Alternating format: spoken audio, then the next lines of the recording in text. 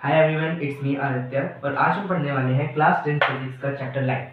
तो काफ़ी ज़्यादा इंटरेस्टिंग चैप्टर है ये चैप्टर लाइट, और कहूँगा कि काफ़ी ज़्यादा इजी है। एज फिजिक्स में हम क्लास 10 में सबसे पहला चैप्टर यही पढ़ते हैं और ज़्यादा कुछ हार्ड है भी नहीं इसमें। तो स्टार्ट करते हैं। पहले क्या होता है लाइट? लाइट होता क्या है हमें पहले यही जानना होगा, क्योंकि हम लाइट क्या स्टडी कर रहे हैं और हमें यही नहीं पता हो कि लाइट क्या होती है तो कैसे समझेंगे। तो लाइट कैसे बता सकते हैं? Is a form of energy that helps us to see object. अब जैसे कि मेरे पास ये एक बोतल है, इस बोतल पे अगर लाइट पड़ रही है, वहाँ से एक ट्यूबलाइट जल रही है वहाँ पे, और लाइट टकरा कर यहाँ से फिर इस कैमरा तक जा रही है, तो ये जो फॉर्म ऑफ एनर्जी लाइट वो हमें हेल्प करती है ऑब्जेक्ट को सी करने के लिए, ताकि हम ऑब्जेक्ट्स को देख पाए अच्छे तरीके से। और यही होता है लाइट का काम। लाइट हर जगह होती है और डार्क रूम्स में तो क्योंकि सोर्स ऑफ लाइट नहीं होता इसलिए नहीं होती। बाकी जस्ट इतना ही था लाइट का। और लाइट अब कैसे काम करती है? लाइट के काम करने के लिए होते हैं हमारे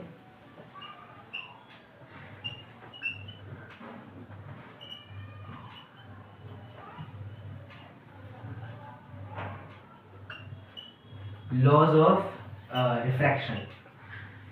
अब ये laws of reflection, sorry laws of reflection होते हैं जिनसे हमारी लाइट जो है वो काम करती है।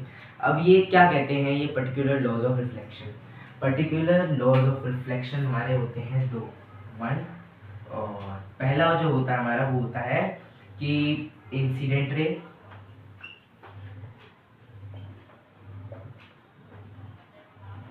रिफ्लेक्टेड रे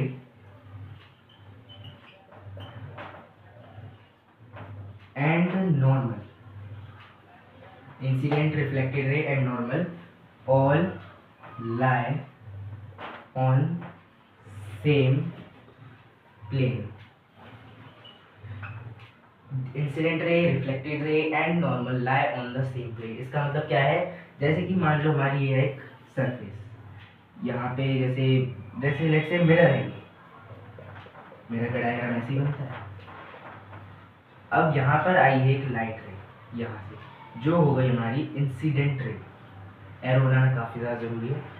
और फिर यहाँ पे आ जाती है हमारी नॉर्मल। याद रखना, नॉर्मल हमेशा होती है परपेंडिकुलर टू द सरफेस, और फिर इक्वली यहाँ पे हो जाएगी हमारी रिफ्लेक्टेड रे। ये हो गई हमारी इंसिडेंट रे और ये हो गई हमारी रिफ्लेक्टेड रे, और यहाँ आ गया हमारा नॉर्मल। तो ये होता है हमारा पहला लॉ ऑफ रिफ्लेक्शन, जो कहता है कि on a same plane, on a same surface, इस सेम सरफेस पर ही इंसिडेंट रे भी है, रिफ्लेक्टेड रे भी है और नॉर्मल, ये तीनों lie on the same plane and at the same point. बस यही होता है इसका एक काम। और ये जो है, अब अगला लॉ हम पढ़ेंगे।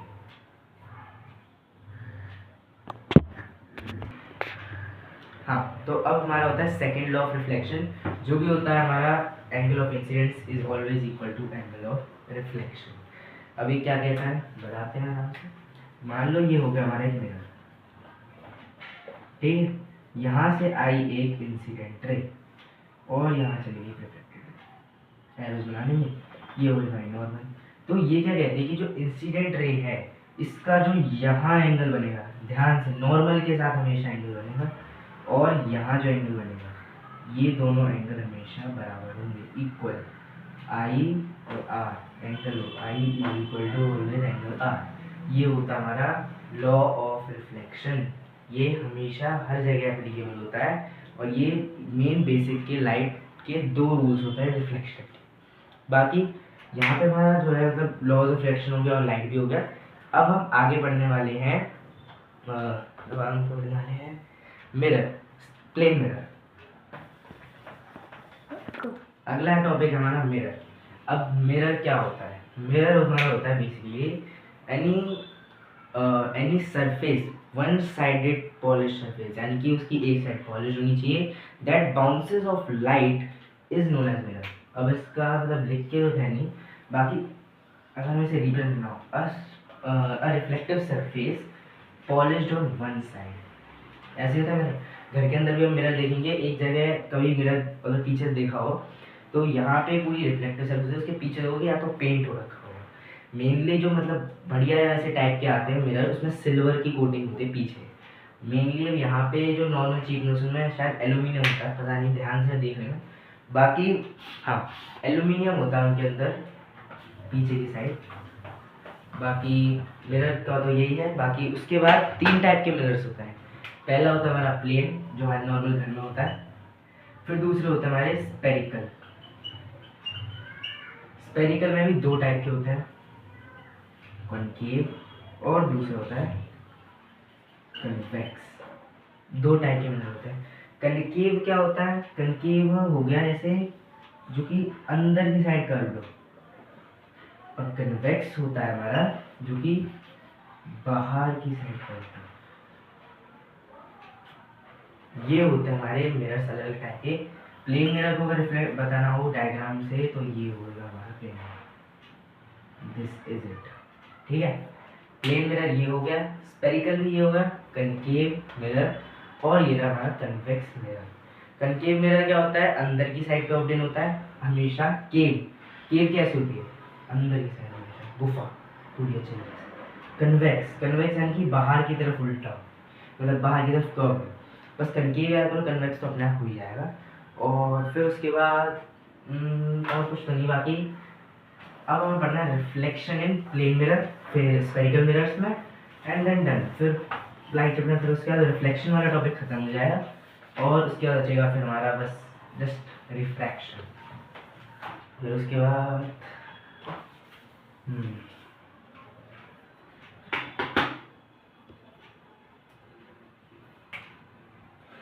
अगला क्या था? हाँ, reflection in plane mirror. Plane mirror में रिफ्लेक्शन कैसे होता है?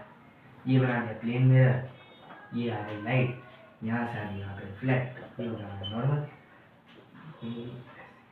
आसान। अब इसकी मेन होते हैं कुछ कैरेक्टरिस्टिक्स।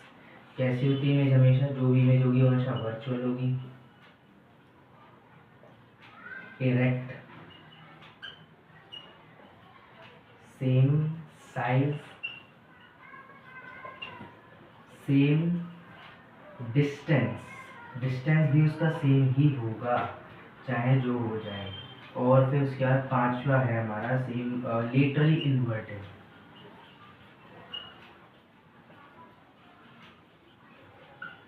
ये होते हैं मेन हमारे 5 कैरेक्टर। तो ये होते हैं हमारे कैरेक्टरिस्टिक्स इमेजेस के जो बनाई जाती हैं प्लेन मिरर के द्वारा। ये प्लेन मिरर है, वो जो इमेज होगी वो हमेशा वर्चुअल होगी, इरेक्ट होगी, सेम साइज, डिस्टेंस और लिटरली इन्वर्टेड। वर्चुअल का मतलब वो किसी भी स्क्रीन पे ऑब्टेन नहीं होगी, मतलब हमें लगेगा कि इमेज यहाँ है, मतलब स्क्रीन का मतलब होता है कि अगर इमेज यहाँ बनी, हमें लगा कि यहाँ पर है इमेज, इस एकदम इस पॉइंट पे, मतलब इस मिरर की सरफेस पे, लेकिन नहीं, हमें क्या लगेगा कि इमेज जो है कुछ यहाँ है। तो ये होता है वर्चुअल का मतलब। वर्चुअल का मतलब क्या है कि जो इमेज है वो है नहीं वहाँ पे, लेकिन हमें ऐसा लग रहा है कि वो इमेज वहाँ पे है। प्लेन मतलब जो मिरर है उसके एकदम पीछे दिखाई देती है हमें इमेज, तो वो चीज़ होती है हमारी वर्चुअल इमेज।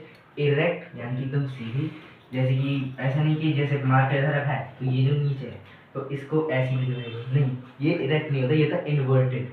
इरेक्ट मतलब यहाँ मार्कर रखा है तो यहाँ भी मार्कर सीधा ही दिखेगा, एकदम सेम साइज। सेम से मतलब यहाँ इतने साइज का है तो यहाँ भी इतने साइज का है। सेम डिस्टेंस, यहाँ जितना डिस्टेंस है यहाँ भी इतना ही डिस्टेंस है। लेटरल इन्वर्टेड मतलब है जैसे मिरर में जब देखते हैं तो हम अगर अपना ये हाथ ऊपर करते हैं तो मिरर में भी जस्ट उसके हाइट सामने वाला, तो जैसे अगर हम मिरर यहाँ अपना राइट हैंड ऊपर कर रहे हैं तो मिरर में भी जो इमेज है वो अपना राइट हैंड ही ऊपर करेगी। समझ आया? मतलब इस साइड का हमारा हमारे राइट साइड का हैंड ही ऊपर होगा, उसके लिए होगा वो लेफ्ट हैंड, तो लेटरली इन्वर्टेड उसे कहेंगे। बाकी तो इतना ही है वैसे। तो अब हमारा अगला टॉपिक है स्पेरिकल मिरर। उसमें रिफ्लेक्शन के लॉ समझने से पहले हमें समझना पड़ेगा स्पेरिकल मिरर होते क्या है अच्छे तरीके से। तो स्पेरिकल मिरर जस्ट वही मिरर्स हैं जो नॉर्मली स्पेयर शेप में होते हैं, और इनकी जस्ट कुछ कैरेक्टरिस्टिक प्रॉपर्टीज होती है जैसे कि रेडियस, और फोकस और पोल, मतलब ये इनकी स्ट्रक्चर की बनावट होती है और ये हमें आइडेंटिफाई करने में मदद करती है कि जो इमेज बनेगी वो कैसी बनेगी।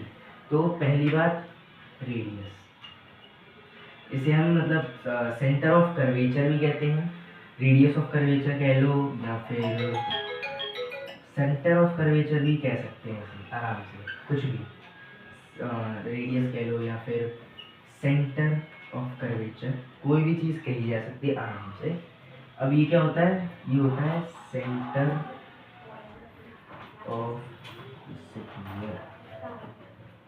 स्फीयर का जो बिल्कुल जो सेंटर पॉइंट है ना, यहाँ से जो मतलब बिल्कुल जैसे रेडियस लेके यहाँ से कर्व कर दिया, यहाँ बिल्कुल पूरा ऐसे गोल जब हम घुमाएंगे तो जो उसका रेडियस जो सेंटर पॉइंट होगा वो कहलाया जाता है रेडियस है, सेंटर ऑफ कर्वेचर। बस फिर उसके बाद हम आते हैं फोकल पॉइंट पे। फोकस पॉइंट क्या होता है, फोकस अब इस पॉइंट पे क्या होता है, जितनी भी पैरेलल रेज आ रही थी इन्फिनिटी से, जितनी भी पैरेलल रेज, जितनी भी वो सारी जो इन्फिनिटी से आ रही है ना वो सारी आके फोकस में इस पे। जितनी भी अगर अगर कनकेव मिरर है तो जितनी पैरेलल से रेज आ रही हैं वो सारी एक जगह जाके हो जाएंगी, फोकस पॉइंट पे जाके कन्वर्ज हो जाएंगी। और अगर वो कन्वेक्स मिरर है तो वो वहीं उस पॉइंट से डाइवर्ज हो जाएंगी। ये हम आगे समझेंगे जब इमेज फॉर्मेशन वाले उस पर पार्ट पे। Focus a point where all light rays converge और डाइवर्ज। और फोकस जो होता है हमारा, वैसे तो कहा जाए तो फोकस को निकालना है, क्वेश्चन दिया है जैसे r/2, मतलब कि रेडियस ऑफ कर्वेचर को डिवाइड बाय 2 करके हम फोकस को आराम से फाइंड आउट कर सकते हैं कि कितना होगा, क्या होगा, कैसे होगा। अब उसके बाद रेडियस भी हो गया, फोकस भी होगा। पोल, पोल क्या होता है हमारा, अब पोल एक होता है हमारा the mid point of the aperture. Aperture होता है जब कर्वेचर, इतना कर्वेचर है तो एकदम सेंटर पॉइंट इसका होगा ये जो पोल होता है ये एकदम परपेंडिकुलर होता है पूरी सरफेस के। और यहाँ पे इसकी स्पेशलिटी होती है कि पूरे मिरर में हम पूरे कर्व्ड मिरर में जो है वहाँ पे अच्छे से लॉज ऑफ रिफ्लेक्शन काम नहीं करते जो हमने आगे पढ़े थे प्लेन मिरर वाले। लेकिन इस पॉइंट पर अगर लाइट यहाँ आई है तो एंगल ऑफ इंसिडेंट वाला, एंगल ऑफ रिफ्लेक्शन वाला वो जो लॉ है वो हम आराम से बहुत ही बहुत अच्छे तरीके से देख पाएंगे आराम से। तो बाकी उसके बाद हाँ एक और चीज़ आती है हमारी प्रिंसिपल एक्सिस। प्रिंसिपल एक्सिस कुछ नहीं होता, सिर्फ नॉर्मल लाइन होती है जो हमारी radius of curvature focus point और पोल से पास होती है। जस्ट नॉर्मल वही एक लाइन होती है हमारी प्रिंसिपल एक्सिस एंड डन। तो अब हम पढ़ने वाले हैं reflection in spherical mirrors. Spherical mirror में कैसे रिफ्लेक्शन होता है, कैसे रेज आते हैं, किस तरीके से रिफ्लेक्ट हो जाती हैं। तो मेनली इसके जहाँ तक है 4-5 चीज़ें शायद से। तो जैसे अब हम पढ़ेंगे कॉनकेव में सारे, फिर उसके बाद कन्वेक्स में सारे पढ़ेंगे बारी बारी से। पहले बात करना कॉनकेव की। अगर कोई भी रे इन्फिनिटी से आती है, इन्फिनिटी से, तो वो सीधा कन्वर्ट हो जाएगी फोकस। मेन सिंपल सीधा रूल है, कोई भी ज़्यादा उसमें दिक्कत है नहीं। अगर इन्फिनिटी पे से आ रही है तो फोकस पे चली जाएगी, जस्ट सिंपल एज दैट। और अगर यहाँ पर बात करें तो अगर इसमें इन्फिनिटी से आ रही है तो यहाँ ना फोकस ही हो जाएगी, बल्कि ये कन्वेक्स मिरर है, इसको हम कहते हैं डाइवर्जिंग मिरर। तो यहाँ पर से मतलब कि फोकस वाली लाइन से ये ऐसे डाइवर्ज हो जाएगी। अगर हम पीछे ड्रॉ करके देखें तो यस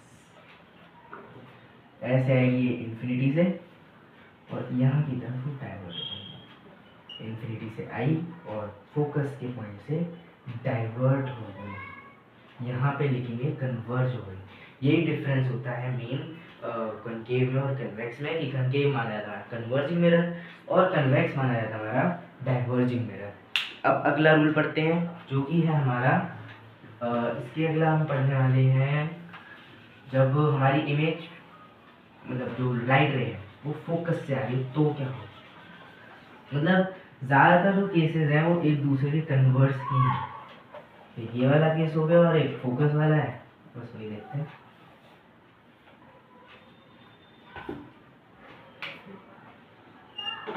ये रहा हमारा फोकस पॉइंट, ये रहा पोल, इसी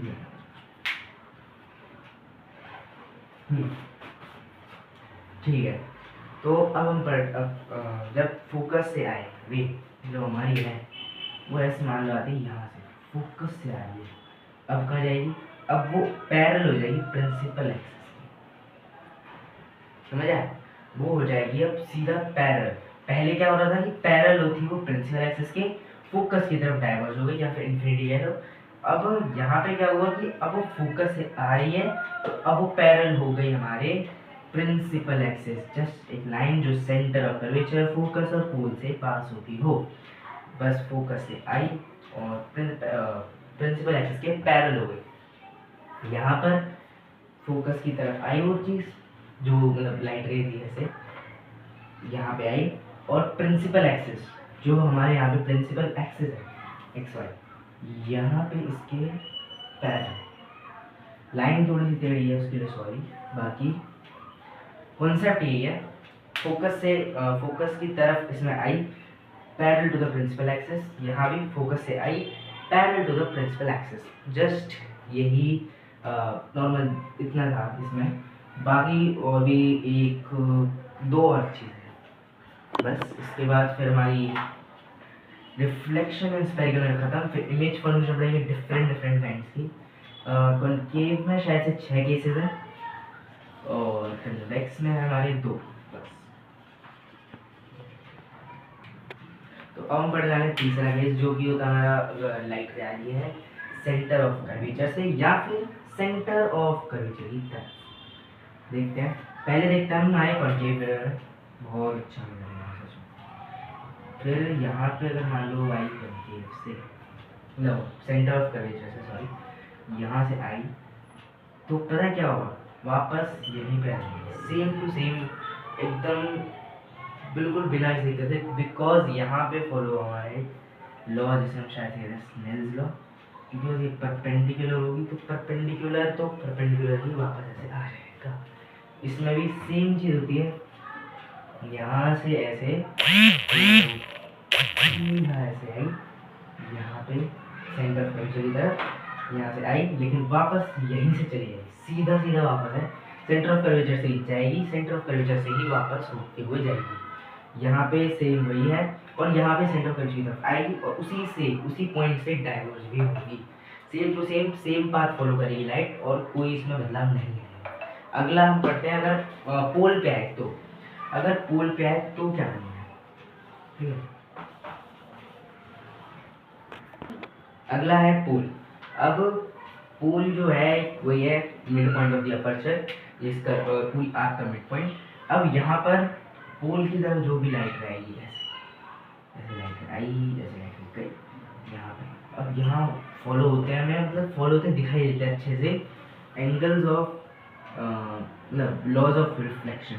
जो हमारा एंगल आई है वो एंगल आर है, दिख नहीं रहा है इसमें इक्वल, लेकिन हाँ होता है टच में एंगल आई एंगल, बाकी फिर उसके बाद यहाँ से अब कनकेव या कन्वेक्स में भी यही सेम टू सेम चीज़ पोल पर आएगी और पोल से ही है, यहाँ से आई यहाँ से गई, angle of incidence angle of reflection दोनों बराबर रहेंगे, कोई बराबर नहीं आएगा, परिवर्तन नहीं आएगा, सीधा ये एंगल ऑफ रिफ्लेक्शन को लॉ ऑफ रिफ्लेक्शन को फॉलो करते हुए सीधा यही मेन पोल से अगर लाइट रे आती है पोल पर डायरेक्टली स्ट्राइक करती है तो यही चीज़ इस लॉ ऑफ रिफ्लेक्शन को फॉलो करते हुए आएगी और चली जाएगी रिफ्लेक्ट होकर, एंगल ऑफ इंसिडेंस में शिफ्ट होगा रिफ्लेक्शन के, एंड पोल भी हो गया हमारा। अब इसके बाद बस सीधा हमें पढ़ना है image formation and concave and convex mirror.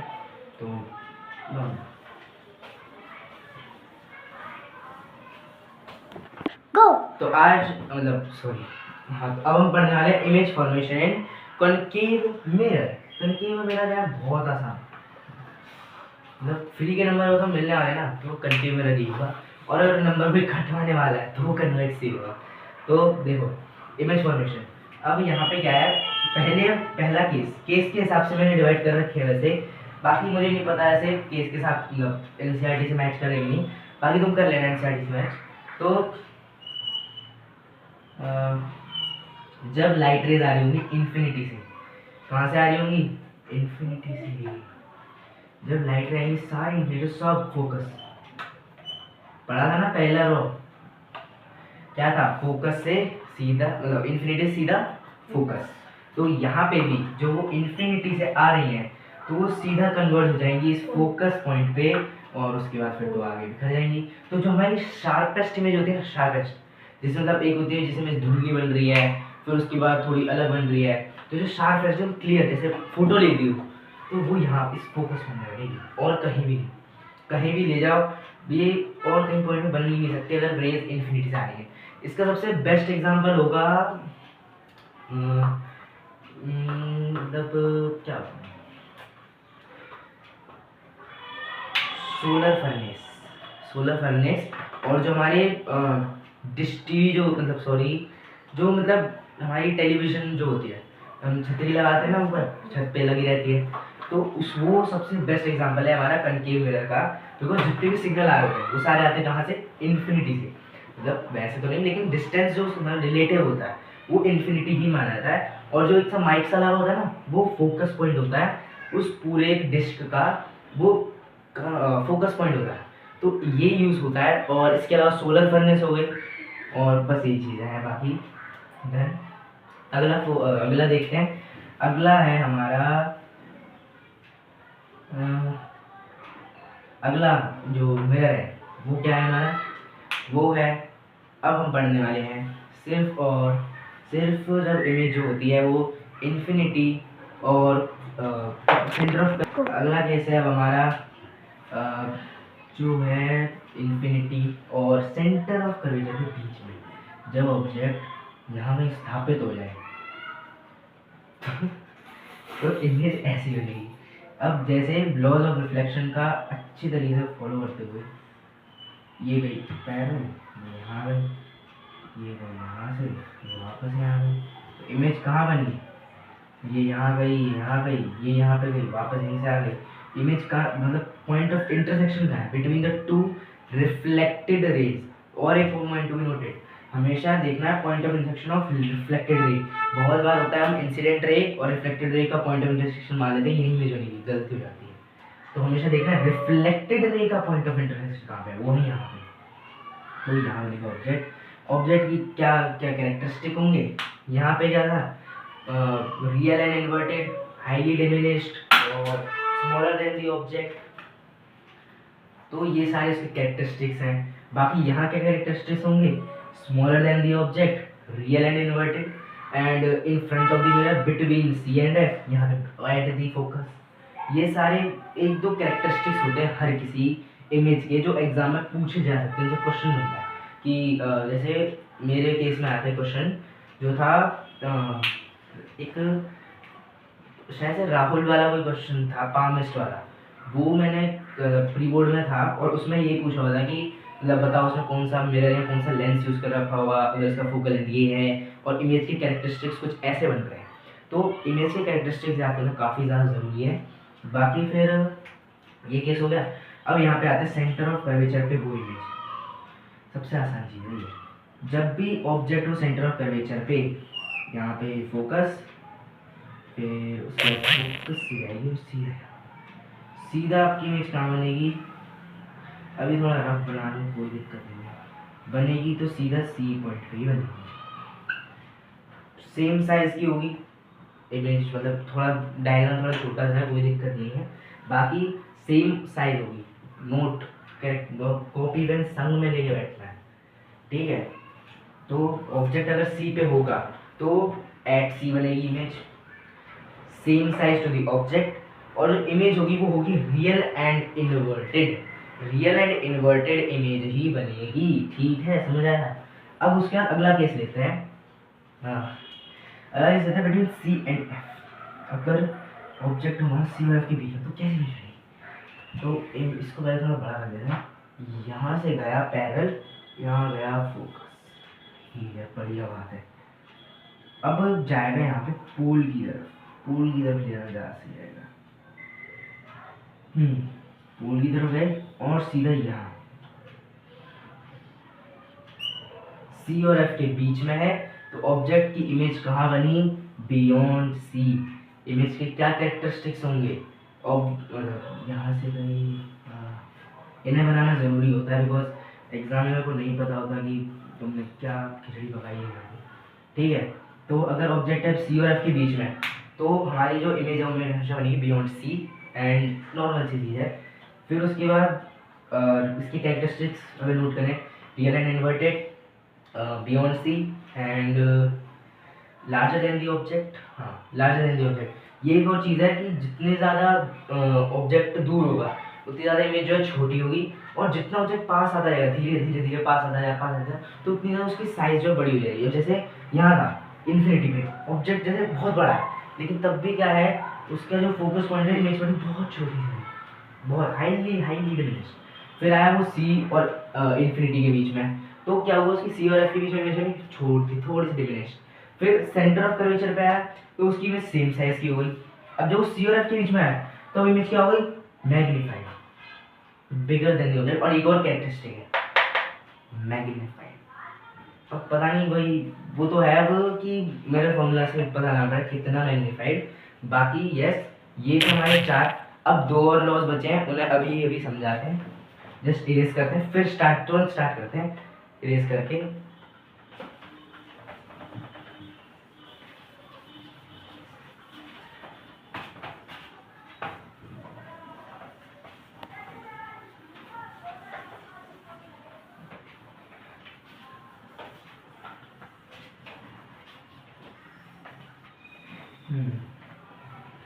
चलते हैं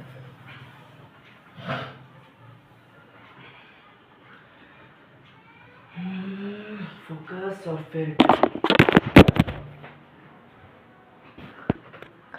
ठीक है। अब अगले दो हमारे अगर जो इमेज फॉर्मेशन के होंगे, किसे कहते हैं इमेज फॉर्मेशन, हाँ इमेज फॉर्मेशन के डायग्राम्स। अगला ले लेते हैं कन्वेक्टिव मिरर, बना लिया हमने प्रिंसिपल एक्सिस, ये हो गया पोल, ये हो गया फोकस, और ये हो गया सेंटर ऑफ कर्वेचर। 4 केसेस लिए थे, infinity, between infinity and curvature, फिर at the centre of curvature, फिर between C and F, and then अब आते हैं सीधा एफ पर फोकस पे मुझे तो मान लो ये है तुम्हारा ऑब्जेक्ट फोकस पे। ठीक है, अब क्या होगा, या तो यहाँ से ये ले जाए पैरेलल, फोकस से जाएगी। ठीक है भाई, होगा, कर दिया हमने। अब इसके अलावा या तो तुम यहाँ से भी ले जाओ, वही सेम चीज़ है, मर्जी है तुम्हारी, जो करना है करो। मैं तो ले जाऊँगा। अब क्या हुआ यार, ये तो मैच ही नहीं हो रही, मिल नहीं रही है, तो देखोगे दे अपीयर टू मीट है, बहुत आगे जाके मैच होगी। हो सकता है कि वो जो पॉइंट हो वो तुम्हारा इन्फिनिटी पॉइंट हो सकता है। तो जब भी हमारा जो ऑब्जेक्ट है वो होता है एट द फोकस, सिर्फ नहीं, हाँ एट द फोकस, तो उसकी इमेज जो बनती है वो बनती है सीधा इन्फिनिटी पे। दैट सीधा कट रूल है, नो शॉर्टकट्स, जस्ट इन्फिनिटी पे सीधा बनेगी, दैट्स इट। और इसके जो कैरेक्टरिस्टिक्स होंगे वो होगी हाई इनलास्ट, बहुत ज़्यादा इनलास्ट होगी, और एट इन्फिनिटी हाईली इनलास्ट, और मैग्नीफाइड, एनलार्ज मैग्नीफाइड होता है sir, at infinity, enlarge, real and inverted, और यही 3-4 कैरेक्टरिस्टिक्स होते हैं जिनसे हम पहचान सकते हैं आराम से। अगला केस लेते हैं, और अगला केस बहुत इंपॉर्टेंट है, मतलब स्पेशल केस मान लो, अकेला केस है जहाँ पे जो हमारा कनकेव मिरर होता है वो रियल एंड इन्वर्टेड की जगह बना के खड़ी है हमारी वर्चुअल इमेज। बहुत अच्छा है, और मतलब एग्जाम में ज़्यादातर इसे सवाल आ भी जाते हैं, ज़्यादातर तो नहीं है, मतलब हाँ आ सकता है, अटक सकता है कोई भी। छठा केस, ये बनाना कनकेव मिरर, प्रिंसिपल एक्सिस, बढ़िया तरीके से मस्त प्रिंसिपल एक्सिस है, पोल, फोकस, और फिर हमारा centre of curvature X Y, done. अब हमें सारे केसेस तो पढ़े थे, इन्फिनिटी पढ़ लिया, सी और इन्फिनिटी के बीच में भी, सी पर भी, सी और एफ के बीच में, और फोकस के बीच में। अब क्या, अब एफ और पी के बीच में, यानी कि प्रिंसिपल फोकस और पोल के बीच में क्या होगा, अगर इमेज यहाँ पर है, ठीक है, इमेज यहाँ पर है, तो पहली बार अब इमेज तो बनानी पड़ेगी, तो यहाँ से गिराएगा ये पैर। पैरेलल क्या रोल होता है, अगर प्रिंसिपल एक्सिस के पैरेलल है तो सीधा जाएगी वो फोकस की तरफ, चली गई फोकस की तरफ, एरो बना देंगे, कोई आगे कंफ्यूजन ना हो। फिर उसके बाद अब लेते हैं सेंटर ऑफ कर्वेचर, ये सीधा बनना है अपना।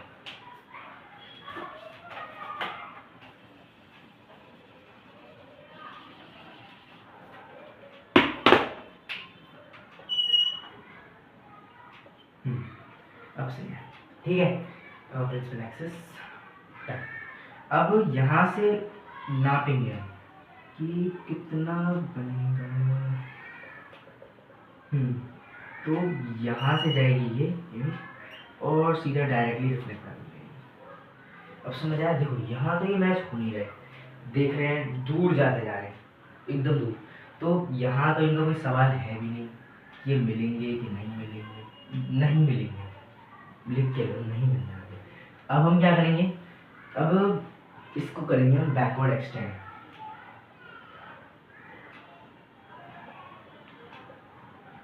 यार वेट करें, बहुत अच्छी बात है। और क्या बताया था, जब भी दो रेज मीट करती है क्या बनाती है, वो हमेशा बनाते हैं इमेज। अब इमेज यहाँ बन गई, ये हो गया हमारा ऑब्जेक्ट, ये हो गया हमारा इमेज, डन। तो अब जब हमने रखा इमेज ऑब्जेक्ट को फोकस और पोल के बीच में, तो क्या हुआ, जो हमारी इमेज बनी वो बनी वर्चुअल, इरेक्ट और बिहाइंड द मिरर और मैग्नीफाइड। अब तक हम क्या देख रहे थे, कौन के मिरर कौन सी इमेज बना था, रियल एंड इन्वर्टेड, डिमिनिश बना रहा है, लार्ज बना रहा है। ये पहला केस है जहाँ पे जो इमेज है वो बनी है वर्चुअल एंड इरेक्ट। स्पेशल ये इसीलिए है बिकॉज इमेज बन गई हमारी वर्चुअल एंड इरेक्ट, और बढ़िया है, अच्छी चीज़ है। तो अब इसके बाद हम पढ़ने वाले हैं, अब केव का तो 6 के 6 केसेस हो गए, बढ़िया। और कन्वेक्स में हमारे सिर्फ 2 केसेस हैं, वो भी बस एक है इन्फिनिटी और पोल के बीच में, ज़्यादा कुछ नहीं उसमें भी। बाकी हाँ, फिर उसके बाद मिरर फॉर्मूला, साइन कन्वेंशन, और फिर हमारा ये रिफ्लेक्शन वाला टॉपिक खत्म हो जाएगा, बढ़िया। लाइट में बस ये 2 ही टॉपिक हैं, रिफ्लेक्शन और रिफ्लेक्शन। तो इसे मिटाते हैं और फिर सीधा स्टार्ट करते हैं कॉन्केव। काफ़ी अच्छा है ये भी, बढ़िया। नहीं सॉरी, कन्वेक्स। बस हाँ ये है कि कनकेव में ज़्यादातर साइन कन्वेंशन दिक्कत नहीं आती, लेकिन कन्वेक्स में आ जाती है, और वहाँ पे जब लेंस की बात करते हैं केस उल्टा पड़ जाता है। बताते हैं साइन कन्वेंशन। बाकी अब पढ़ते हैं इमेज फॉर्मेशन।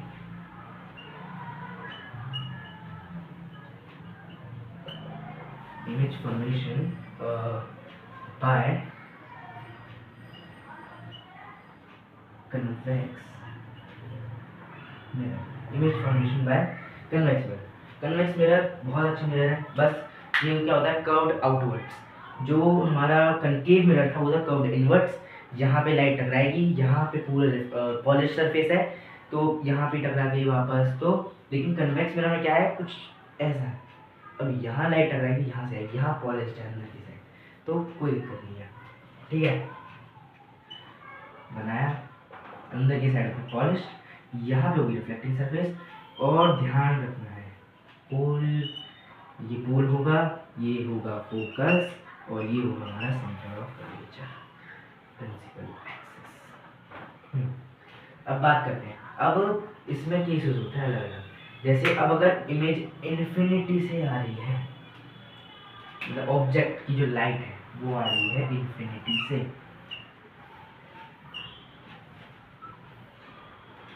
इन्फिनिटी से आ रही है, बढ़िया, अच्छी बात है, आने दो इन्फिनिटी। अब क्या होगा, पहली बार डाइवर्जिंग मिरर है, एक जगह आएंगे नहीं बल्कि उल्टा डाइवर्ज हो जाएंगे,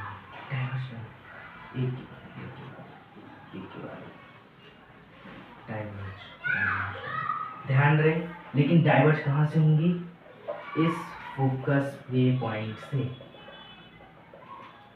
यहाँ से ही होंगी ये डाइवर्ज, इस पॉइंट से ये डाइवर्ज होंगी। और बस यही है खास बात, एक तो वहाँ पे क्या है, फोकस कन्वर्ज करने के लिए माना जाता है, यहाँ फोकस डाइवर्ज कर लेता है, बस बढ़िया, मस्त। पढ़ दिया फिर हमने कन्वेक्स का एक केस पूरा हुआ। अब यहाँ पे क्या होता है, इन्फिनिटी और पोल के बीच, इन्फिनिटी पे होता है हमारा ऑब्जेक्ट, सॉरी इन्फिनिटी पे होता है हमारा ऑब्जेक्ट। अब उससे लाइट आती है, इमेज कैसे होती है, highly diminish at the focus और virtual and erect. Convex mirror हमेशा जब भी इमेज बनाए, जब भी बनाए कन्वेक्स मिरर, ऐसा हो ही नहीं सकता कि वो रियल बनाए। कन्वेक्स मिरर हमेशा बनाएगा हमारी वर्चुअल इमेज, चाहे जो हो जाए, धरती फट जाए, आसमान फट जाए, हमेशा वर्चुअल इमेज ही बनेगी। कन्वेक्स मिरर की प्रॉपर्टी है ये, हमेशा वर्चुअल इमेज बनाना। बाकी अगला केस देखते हैं इसका मिरर का, फिर इसके बाद साइन कन्वेंशन, फॉर्मूला, रिफ्लेक्शन। ठीक है, अगला केस देखते हैं। अगले केस में क्या है, ये हो गया पोल, ये हो गया फोकस और ये हो गया हमारा सेंटर ऑफ कर्वेचर। तो एक्स वाई मार्क कर दिए। अब ये तो हो गया हमारा इन्फिनिटी, मतलब कि बहुत दूर है, पता ही नहीं कितना दूर की बात करी जा रही है। यहाँ मान लेता हूँ, यहाँ पे रखा हो एकदम शांति से, बढ़िया। अब क्या हुआ कि यहाँ से लाइट गई, अब फोकस से होना होगा उसे डाइवर्ज, तो डाइवर्ज हो गई वो फोकस से भी, ठीक है भैया, बढ़िया, आराम से लाइट ड्रॉ फॉलो करे, हो गया। अब वो आएगी सेंटर ऑफ कर्वेचर, बिकॉज पोल के तो फिर मुश्किल पड़ जाएगा ना, कहाँ से मिल रहा हो, वैसे बन सकती है अगर वो आए डायरेक्टली पोल की तरफ। पोल का क्या होता है, पोल एक पॉइंट होता है जहाँ पे एंगल ऑफ रिफ्लेक्शन और एंगल ऑफ इंसिडेंस बराबर मात्रा में फॉलो होते हैं और चुपचाप चले जाते हैं बिना किसी को दिक्कत के। अब यहाँ पे इंसिडेंट को नहीं मानना है, बिल्कुल भी नहीं, गलती हो जाएगी। यहाँ जो रिफ्लेक्टेड रे है, हमेशा देखना रिफ्लेक्टेड रे अगर मीट कर रही है तो कहाँ करेंगे, इनको हम करेंगे पीछे, बैकवर्ड एक्सटेंड करेंगे, लो डन, बन गई इमेज। कहाँ बनी, यहाँ हमारा ऑब्जेक्ट, यहाँ हमारा इमेज, कहाँ बनी, बिटवीन पोल एंड एफ। कैसी थी, वर्चुअल, इरेक्ट, वर्चुअल हो गई, इरेक्ट हो गई, डिमिनिश्ड भी है वैसे तो, हाँ डिमिनिश्ड बनती है इमेज हमेशा, कन्वेक्स में डिमिनिश्ड इमेज बनती है हमेशा। और इस टाइप के जो मिरर होते हैं ये ज़्यादातर शॉप्स में यूज़ होते हैं, जैसे देखा होगा, हाँ जैसे ये यूज़ हो जाएंगे, जैसे कार के उसमें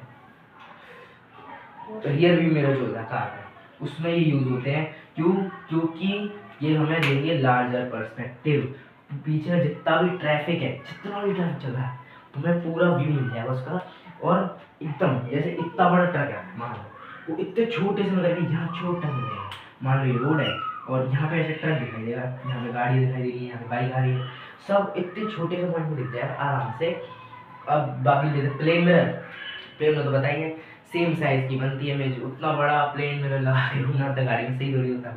तो ये बन जाएगा हमारा रियर व्यू मिरर के लिए यूज़ होता है। और साथ में किसके यूज़ होता है, ये शॉप्स में यूज़ होता है, शॉप्स में, और जहाँ तक है ये शॉप्स में यूज़ होता है, और ट्रैफिक में देखा होगा ज़्यादातर पार्किंग लॉट्स में होता है, ताकि पीछे का जितना भी ज़्यादा मतलब ब्रॉडर व्यू देख पाए आराम से। ऐसे मिरर देखा होगा भी रोड पे चलते चलते, ऐसे रेड कलर का होगा, यहाँ पे कुछ रेड कलर से ऐसे बाहर उभरा हुआ होगा, और यहाँ नीचे से फूल सा होगा, ऐसी चीज़ों में यूज़ होता है ज़्यादातर ये। बाकी हाँ इसके और भी यूजेस हैं, देख सकते हैं। बाकी इस चीज़ के हिसाब से पहला केस वो था, ये था हमारा दूसरा केस, और इसी के साथ हमारे कन्वेक्स मिरर के इमेज फॉर्मेशन डायग्राम के सारे केसेस पूरे होते हैं, 2 ही केसेस थे वैसे तो। अब हम पढ़ने वाले हैं इसके बाद क्या, साइन कन्वेंशन। बहुत अच्छा टॉपिक है, और जितने भी न्यूमेरिकल है, अगर तुम न्यूमेरिकल सही से करना है एकदम अच्छे तरीके से न्यूमेरिकल करना हो, तो चले तुम एग्जाम में लिख के आओ +50 से आ जाए भाई, तो वही चीज़ करनी है बढ़िया तरीके से, और साइन कन्वेंशन सही करना है अच्छे तरीके से।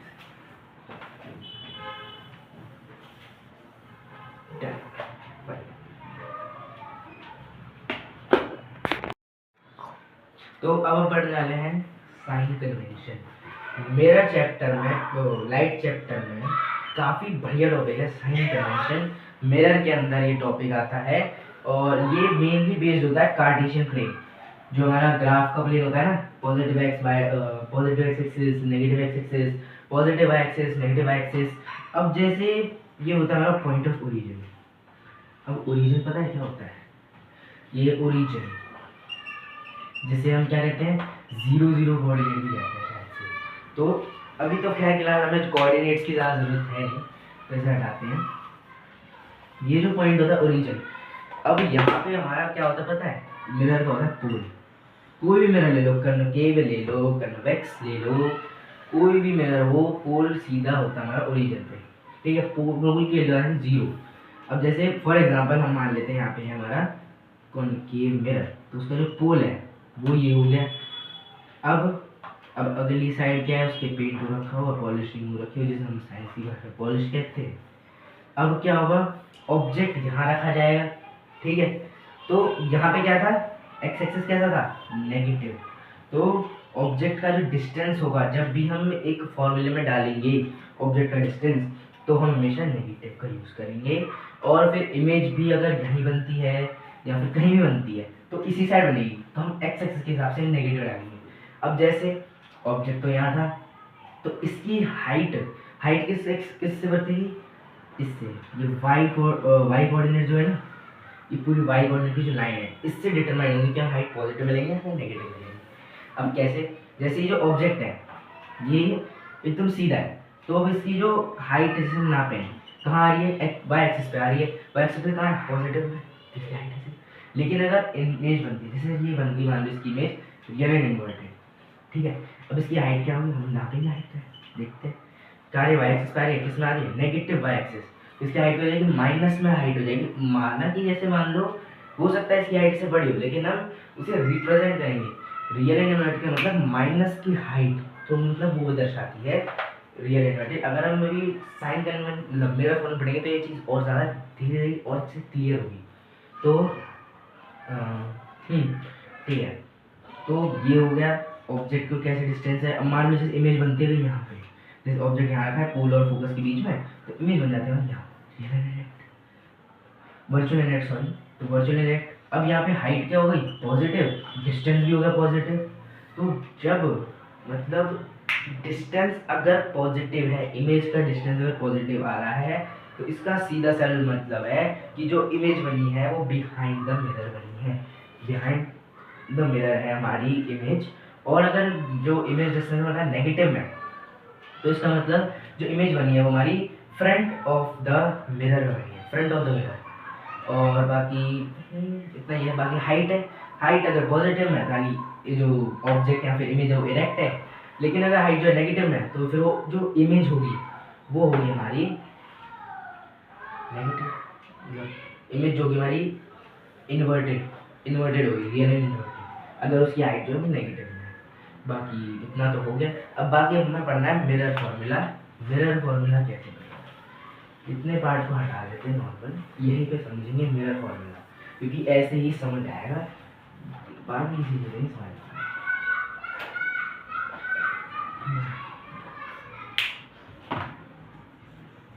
ठीक है, अब यहाँ पे ऐसे मिरर फॉर्मूला, ठीक है, मिरर फॉर्मूला क्या कहता है, mirror formula 1/v + 1/u = 1/n। Same simple बात है, इसे कहते हैं मिरर फॉर्मूला। अब मिरर फॉर्मूला ये है हमारा, बस ये किस चीज़ के लिए यूज़ होता है, ये चीज़ होता है, ये यूज़ होता है हमारा फोकल लेंथ या फिर ऑब्जेक्ट का डिस्टेंस, इमेज का डिस्टेंस। ध्यान रखने वाली बात ये है कि जो u है वो है हमारा ऑब्जेक्ट का डिस्टेंस, v है वो हमारा इमेज का डिस्टेंस, और जो हमारा f है वो है हमारी फोकल लेंथ। सीधी सिंपल बात है, v u और f कितना होता है। बाकी मिरर के फॉर्मूले के 3 मेन पार्ट्स हैं। पहला तो ये है, दूसरा है m मैग्नीफिकेशन जिसे हम कहते हैं h'/h, यहाँ तीसरा भी होता है m = -v/v। ठीक है, मेन v और u का मतलब होता है, h' का मतलब होता है इमेज की हाइट और h का मतलब होता है ऑब्जेक्ट की हाइट। ठीक है।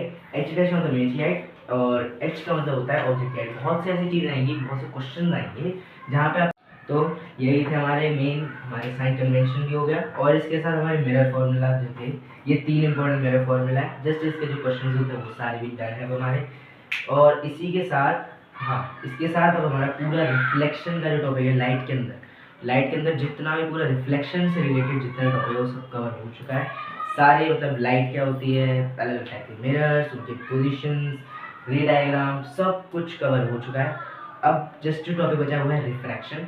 आसान टॉपिक है, रिफ्लेक्शन तो ज़्यादा ही आसान है और उसकी चिंता करने की ज़रूरत है नहीं। बाकी रिफ्लेक्शन अब अच्छे से हो चुका है। So thank you for watching this video and नमस्कार।